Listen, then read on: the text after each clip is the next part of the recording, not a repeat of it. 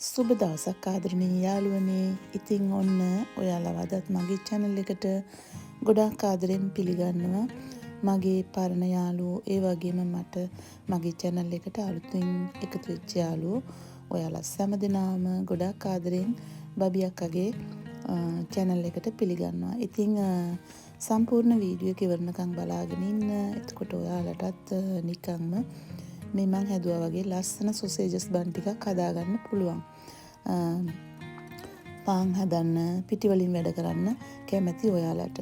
ඉතින් මම මේ සොසේජස් බන් ඉතින් ළමයි පොඩි කාලේ නිතරම හදලා තියෙනවා මෙයාලා. ළමයි එහෙම කන්න හරි ආසයි. ළමයි ඉන්න අම්මලාට ඉතින් මේවා හදලා බලන්න ළමයි මේ වගේ දේවල් කන්න හරිම ආසයි. ඉතින් කඩවල වලින් අරන් දෙන්න ඕනේ. විශේෂයෙන්ම මම කියන්නේ ලංකාවේ ඉන්න ඔයාලට ඉතින් ඔයාලා දන්නවනේ සොසේජස් බන් එකක් කීයද කියලා. කඩෙන් ගත්තොත් රුපියල් 200ක් වගේ දෙන්න ඕන. මම හිතන්නේ සොසේජස් බන් එකට බඩ පිරෙන්න ඇති වෙන්න කන්න පුළුවන් මේවා ගෙදරම හදලා. ඉතින් මම අරන් තියෙන පිටි කිලෝ එකක්. පිටි කිලෝ එකට මම එකතු කරන දේවල් වීඩියෝ එකේ යටින් ලියනවා මම සේරම අවශ්‍ය වන දේවල් සාදා ගන්න ක්‍රමය. ඉතින් මුලින්ම මේ වගේ පිටි කිලෝ එකක් අරගෙන පිටි කිලෝ එකට සීනි මේස හැඳි දෙකක්, ඒ වගේම ලුණු තේ හැඳි දෙකක්, බිත්තර ගෙඩි දෙකක්, පොඩි බිත්තර නම් 3ක් එකතු කරන්න පුළුවන් ඔයාලට. ඒ වගේම මම අරන් තියෙනවා බටර් ග්‍රෑම් 100ක්. බටර් ග්‍රෑම් 100 මුලින්ම ලිපේ තියලා රත් කරගෙන ඊට පස්සේ ඒ රත් කරගත්තු බටර් වලට කිරි ටික එකතු කරලා ඔයාලට බලන්න පුළුවන් ඇඟිල්ල තියලා අතේ මද රස්නෙන් තියද්දි තමයි මේ පිටි වලට එකතු කරලා සේරම අනික් අවශ්‍ය ද්‍රව්‍ය ටික එකතු කරලා මෙන්න මේ විදියට පිටි මෝලිය අනා ගන්න ඕන. ඉතින් මට මේ මැෂින් එක තියෙන ඉඳලා ගොඩක් ලේසි. පිටි කිලෝ එකක් වගේ අනද්දි මම ඉතින් මේ මැෂින් එක තමයි පාවිච්චි කරන්නේ. වෙලාවත් ඉතුරුයි. ගොඩ වෙලාවක් යන්නේ නැහැ. මේ බලන්න පොඩ්ඩ වෙලාවයි ඉතින් මැෂින් එකේ මේක ඇනුවේ මේ වගේ ලස්සන පිටි මෝලියක් තමයි හැදිලා එන්නේ. මේක ගොඩාක් තදට හදන්න එපා. ඔයාලට පුළුවන් දැන් මේ පිටි මෝලිය අනද්දි ඔයාලට තේරෙනවා නම් පිටි හැම වැඩි දාපු දේවල් මදි වගේ කියලා තව මද රස්නේ වතුර පොඩ්ඩක් විතර එකතු කරන්න පුළුවන් ඔයාලට පිටි එක දියාරුව විදියට ගන්න. ඉතින් මේ වගේ මම මැෂින් එකේ අනාගත්තු පිටි මෝලිය මේ වගේ කිචන් ටවල් එකකින් වහලා පැයක් පමණ හොඳ රස්නේ තැනක පිපෙන්න තියන්න ඕන. මේක ඩබල් ට්‍රිබල් සයිස් වෙනකන්.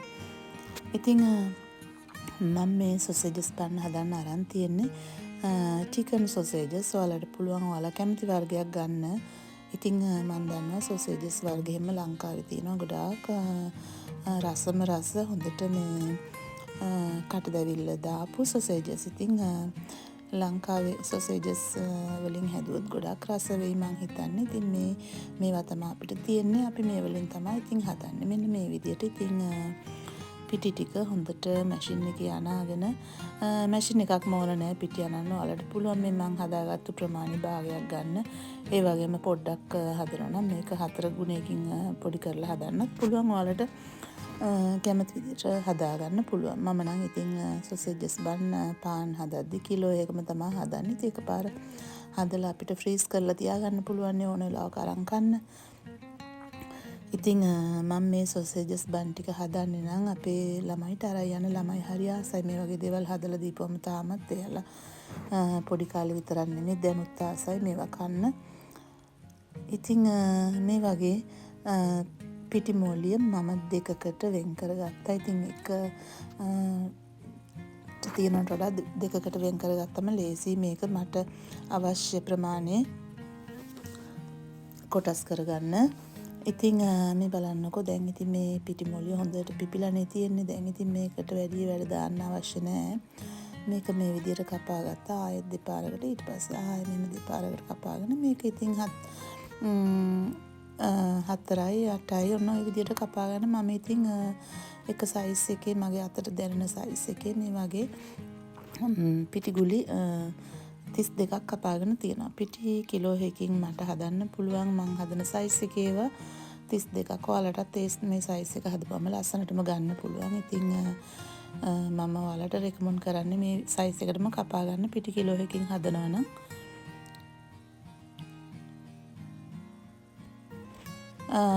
මොනවාද මේ වගේ ලස්සන ඊට පස්සේ මේවා 32කට කපා ගත්තට පස්සේ මේ වගේ ලස්සන පාම්බෝල 32ක් ලස්සනට රවුම් කරලා මෙහෙම එකපාර මම හදලා තියාගන්නවා. හදලා තියාගෙන ඊට පස්සේ තමයි ඉතින් මේක මම හදන විදියට හදන්න ගන්නේ.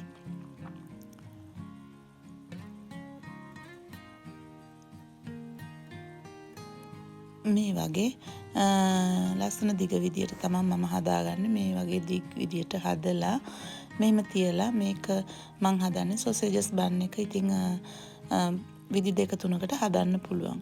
ඔයාලට පුළුවන් නිකන් මේක බනිස් හදනවා වගේ මාළු බනිස් හදන්න ඒ වගේ රවුම් කරලා ඊට පස්සේ ඒක මැදට සොසේජස් එක දාලා එහෙම සොසේජස් එක හදාගන්නත් පුළුවන්. එහෙම හැදුවොත් ඔයාලට පුළුවන් මේක මැදට තක්කලි සෝස් ටිකක් එකතු කරන්නත් පුළුවන්.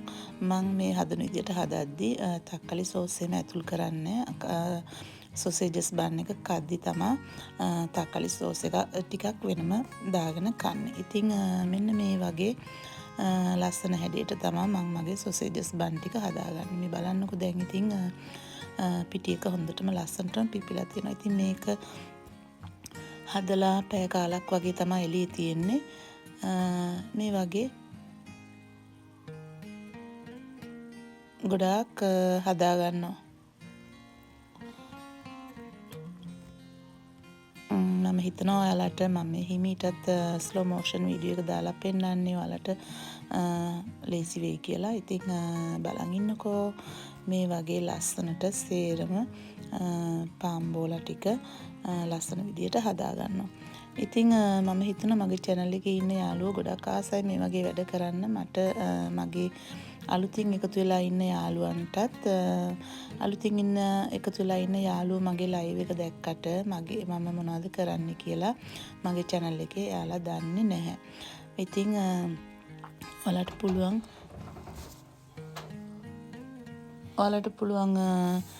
මගේ channel එකට ඇවිල්ලා මාත් එක්ක එකතු වෙලා අලුත් යාළුවෝ නම් බබි අක්කා මොනවද කරන වැඩ කියලා බලන්න බබි අක්කාගේ channel එකේ. ඉතින් මම ගොඩාක් ආසාවෙන් කරනවා මගේ garden වැඩ.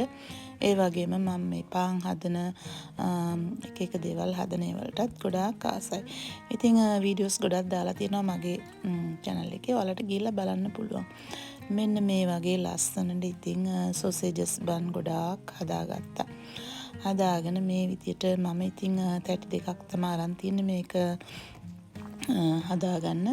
දැන් මම මගේ oven එකත් free heat වෙන්න දාලා තියෙන්නේ 200ට උඩ යට රස්නේ දාලා තියෙන්නේ. ඉතින් ගිහින් බලන්න බබි අක්කගේ channel එක. මෙන්න මේ වගේ හදාගත්තු සොසේජස් බන් ටික ඉතින් දැන් පැය කාලක් වගේ ගිහින් තියෙන්නේ. මම ඉතින් දැන් මේකට බිත්තර සාරුව එකතු කරන්න යන්නේ. මම එක බිත්තරයක් තමයි අරන් තියෙන්නේ මේ සොසේජස් බන් 32ටම ගන්න. එක බිත්තරයක් ඇති ලොකු බිත්තරයක් නම් මෙන්න මේ වගේ ලස්සනට උඩින් බිත්තර සාරුව ගාලා ඊට පස්සේ මම අරන් තියනවා මේකට තල ඇට. තල ඇට අවශ්‍යම නැහැ. ඉතින් එහෙම දාපුවම ගොඩක් ලස්සනයි. ඔයාලා ළඟ තියෙනවා නම් කැමති නම් විතරක් තල ඇට ටිකකුත් උඩින් මේ මං දානවා වගේ ලස්සනට එකතු කරන්න පුළුවන්. දැන් මම මගේ oven එක 225ට උඩ යට රස්නේ දාලා තියෙන්නේ. ඉතින් මෙහෙම තල ඇට ටික එකතු කරලා සේරම ඊට පස්සේ oven එක ඇතුළට යවනවා මෙයාලව. oven එක ඇතුලේ පැය කාලක් වගේ පමණ කාලයක් තමයි තියෙන්න ඕන. ඉතින් ඔයාලගේ oven එක එක්කෙනාගේ oven එක විදියට වෙනස් වෙන්න පුළුවන්.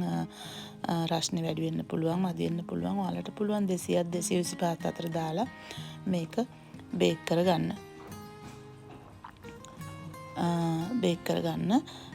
ඉතින් ඔන්න දැන් මම මගේ සොසේජස් බන් ටික oven එක ඇතුළට යවලා තියෙන්නේ. මම එකතු කරගන්නවා බටර් ටිකක්. මේක බේක් වුණාට පස්සේ බටර් ටිකක් උඩින් ගානවා ලස්සනට. බටර් උඩින් ගාපුවම පාන් එකට අමුතුම ලස්සනක් එනවා.